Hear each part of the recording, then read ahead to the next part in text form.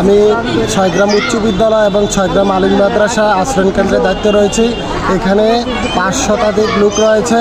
এখানে যারা বিত্তবান রয়েছেন, যারা বুড়িচুং উপজেলা এবং কুমিল্লা দক্ষিণ জেলার রাজনৈতিক এবং অরাজনৈতিক সংগঠন রয়েছেন, আপনারা এখানে আশ্রয়ণ কেন্দ্রে যে খাবারের যে ব্যবস্থাটা এখানে শর্ট রয়েছে, আপনারা এখানে এগিয়ে আসবেন। সবাই প্রবাসী ভাইদেরকে এখানে যাতে আমরা সেই 500 জনের খাবার বিতরণ করতে পারি, ব্যবস্থা করতে পারি, আপনারা এগিয়ে আসেন। ছয়গ্রাম উচ্চ বিদ্যালয় এখানে দেখা গেছে ধর্মনগর ছোটের উপর বাক্সিমুলেরও অনেক লোক রয়েছে, খোদাইতলির লোক রয়েছে, রাজাপুরের লোক রয়েছে, খারাতিয়ার লোক রয়েছে, বিভিন্ন এলাকার লোক এখানে অবস্থান করছে। অলরেডি 2 প্রতিষ্ঠানে মানুষ ভর্তি রয়েছে। আরও আমরা আশ্রয়ণ কেন্দ্র ছোটের উপর খুলে দেওয়া হচ্ছে।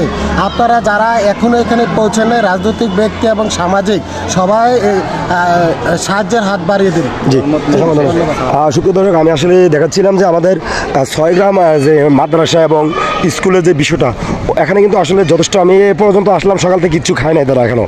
আপনাদের প্রতি আকুল আবেদন, যারা দূর দূরান্তে যাচ্ছেন, এখানে কিন্তু বিভিন্ন পানি থেকে ঘরবাড়ি যাদের পানিতে চলে গেছে তারা কিন্তু এখানে আশ্রয় নিয়েছে। অনুরোধ থাকবে খুব দ্রুত যেন খাবারটা এখানে পৌঁছানো হয়। আপনারা দেখতে পাচ্ছেন যে এখানে কিন্তু খাবারের সংকট রয়েছে। অনুরোধ আপনাদের প্রতি, ভিডিওটা দেখে শেয়ার করবেন।